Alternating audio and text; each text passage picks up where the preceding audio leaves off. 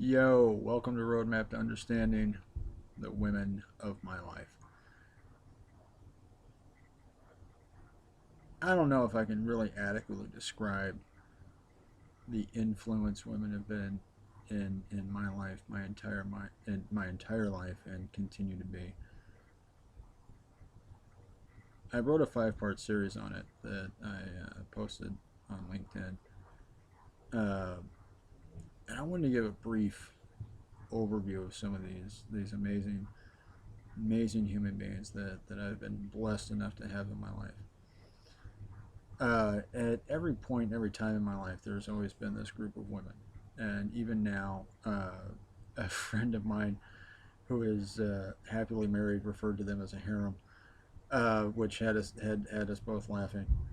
Uh, but even these women, like right now, even this happily married woman is like, we need to get together and put together a Facebook page to find Jim a girlfriend.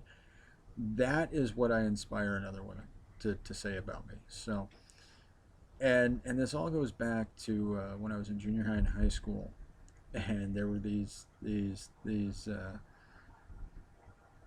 most badass rock chicks in the school who were just the most badass girls in the school, and they were my friends, my sisters, and they were also the reason why I never dated in high school because they kept all the other girls away from me, but none of them would date me either.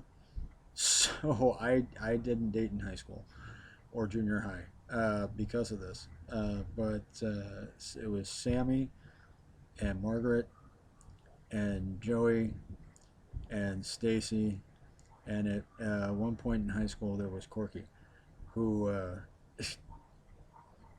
won me a pool game one night, and because of some stuff she used to do to me in high school that I'll leave out of this video. But these women some of the most badass women you could ever meet, and also some of the most intelligent and strongest women I still keep tabs on from time to time these days, and who always remind me who I was to better set who I am, because there was nothing wrong with the guy I was back then, to have attracted and kept such incredible people in my life over 20 years, and in some cases 30 more than. Uh, so there was nothing wrong with the base model. You know what I'm saying? The kid was the original coming out of the gate. And after high school, I was very fortunate. After first, I got stationed in Cocoa Beach, Florida, at Patrick Air Force Base, which by itself, 5 minutes from my dorm room, walking, I was on the beach. Okay, I absolutely loved it. When I couldn't sleep at night, when I was sitting in my dorm room with my first CD collection as I was building it with my boombox, writing poetry, and couldn't sleep, smoking cigarettes, drinking Mountain Dew like it was going out of style, or whatever caffeinated drink I was drinking at the time before I fell in love with coffee. Uh, there were these women at this strip club because I was 18, I couldn't get in any place else, and 50 of the most beautiful women you ever seen, but also they treated me like I was their little brother. Okay, and what I found in hanging out in a strip club was that it was a lot easier for me to sit there and talk to a half naked woman and look her in the eye because I already knew that sex was off the table. So I was able to relax and really listen to what they had to say. And a lot of the times, what they had to say was telling me about their lives. And it was always heartbreaking in some cases how the reason why they were doing the job they were doing and the dangers that went along with it. They also gave me a lot of wonderful advice on how to treat women better, and and if they ever caught me treating a woman like this, these are also the same kind of women that, because of the life they led, they would shoot you in a back alley, if a dark alley, if they didn't know you, and it's just because of the life they led. There's It was dangerous doing what they did where they were at, and they were all very attractive, and men don't always behave the way they should. and we'll leave it at that. However, I even did the cliche thing. There was one woman in particular, Kathy, this adorably cute yet incredibly sexy redhead with glasses. That was she was kind of my best friend for a while there. And one night we left. She had me come over to her place, and she was wearing more clothes than I'd ever seen her wear before. And we slept together that night, fully clothed, but just fell asleep in each other's arms and woke up together. And it was then that I knew that I had actually fallen in love with her because I didn't care if we had sex. I just wanted to sleep with her again. And because it felt really good to fall asleep with and wake up with her. And that's when you know that you're really in love with somebody, is when you don't care if you ever have sex with them, you just really want to sleep with them and make sure that that's who it is that you fall asleep next to and wake up with. Uh, and that was when, at 19, I learned that about love and relationships. And then the next group of women that I was blessed to have in my life uh, helped me find and then through my first divorce. It was I was not a very well behaved man. I left my first wife because I was not a very well behaved man, and I owned up to that behavior, and she deserved better.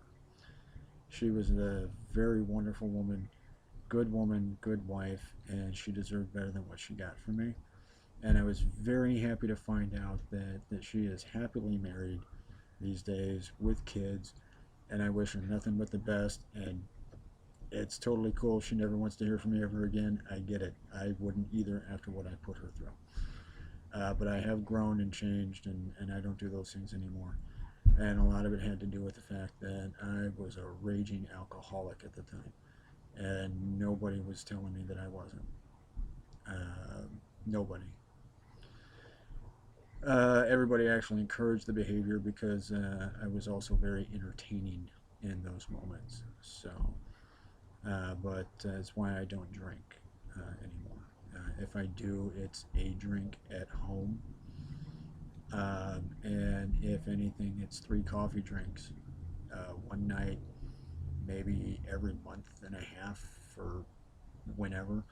The last time I had a drink was my 40th birthday in September, so it's been 2 months. And that night I only had three.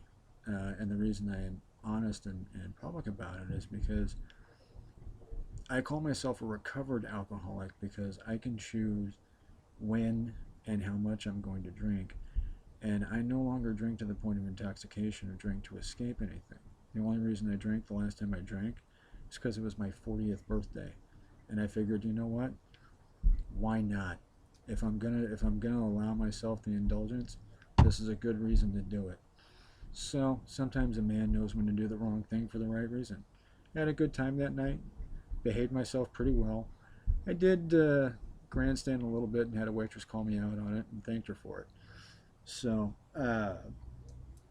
but these women at ITI were all that I worked with were some of the brightest in the corporate world that I had ever seen, still to this day.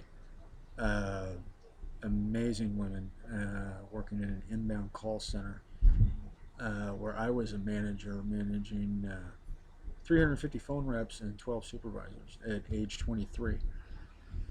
And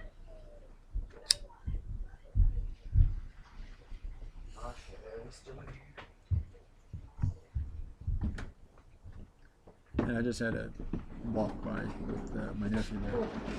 And that's what happens when you record this stuff one shot. Who knows what's going to happen? Anyway,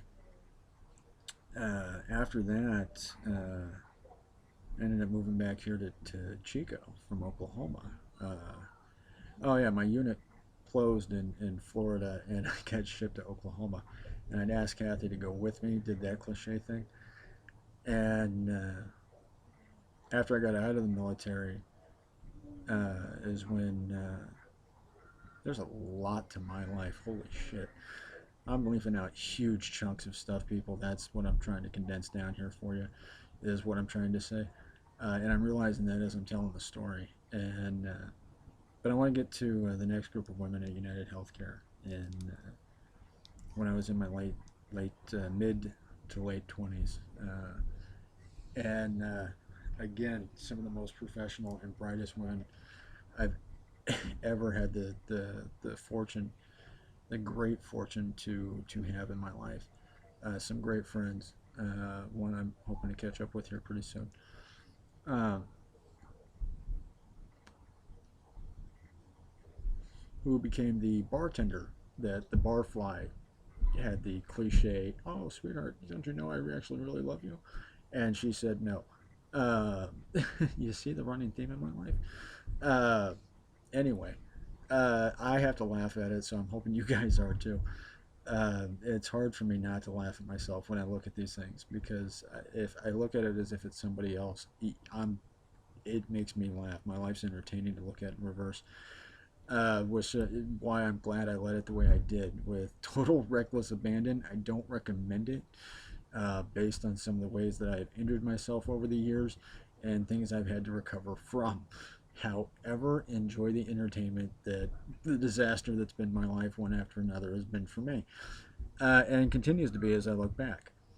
It was very entertaining. I remember these house parties at a friend's house. I'm not going to mention her name, but she'll know who she is.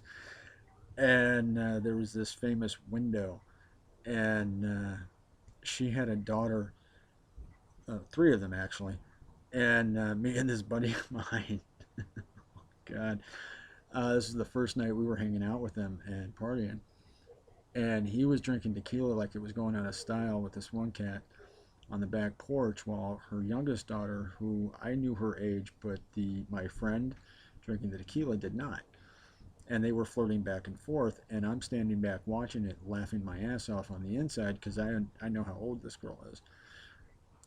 And before things go to a point where something might be bad happen, I pull my buddy out into the backyard, out into the grass, and say, "Hey man, do you know how old that girl is?" Said, "Oh, that girl. Oh yeah, she's hot. Oh yeah, yeah, yeah, yeah, yeah." And like he's like happy I'm gonna get laid tonight, looking dude. And he's like, "Yeah, she's 17. He told me she was 17." He's like, "No man, she is 13." And right before my eyes, he went from the happiest man in the world to just like he was gonna kill somebody, and he screamed and stormed off and went after to try and find this guy. And that's another story for another time with what happened there. But these are the kind of people that and experiences I've had leading the life I lead. It's nonstop entertainment, and a lot of it always revolves around keeping women out of trouble from stupid drunk men, sometimes me. Anyway, um,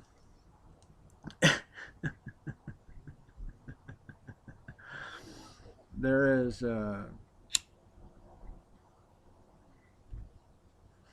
there's a group of women in my life currently that is quite possibly the most interesting, fascinating,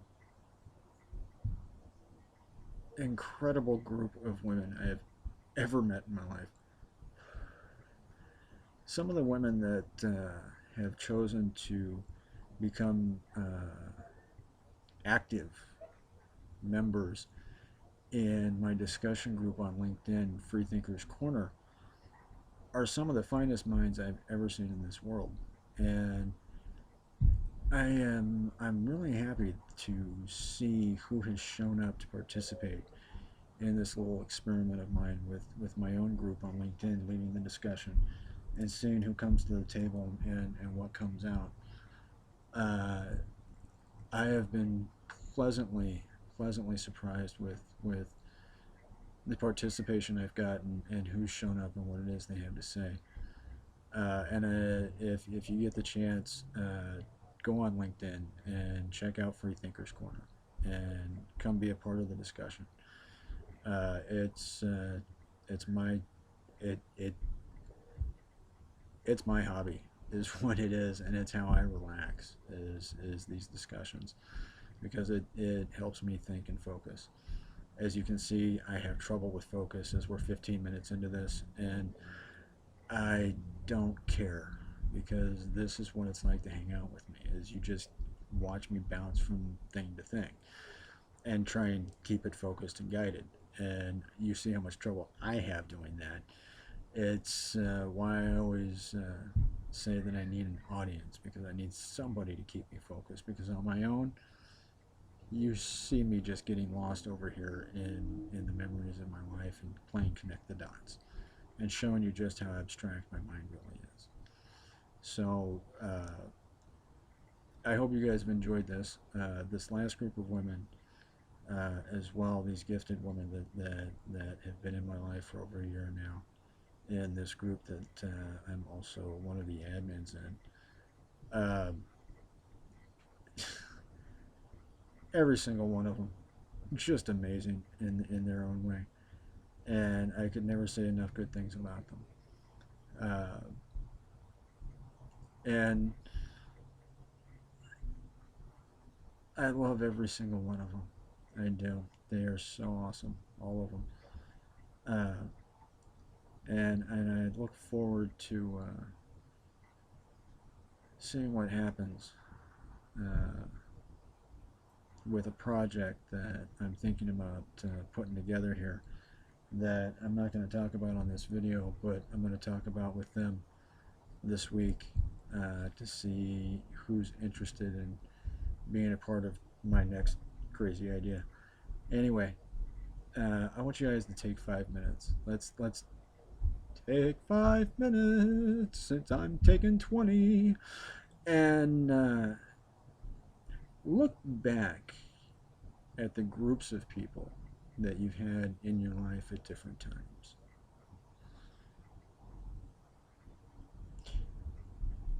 And look and see and understand the role that they played in your life for what you needed to experience and learn at that time. And hopefully do as I have done and learn to find a way to really appreciate them for sharing whatever amount of time it was in your life together, that you at least got that, because even with that, I look at my life and it's always just opened more doors to even more incredible people and even more incredible experiences. And forever, however long anyone has ever been in my life, then to not be anymore. When you learn how to look at that and do this, that's when you've learned how to love your own life and realize the joy that you've had in your life, all your life, with what you've been surrounded by, but may not have noticed in the moment. So, have fun, enjoy. See you next time. Later.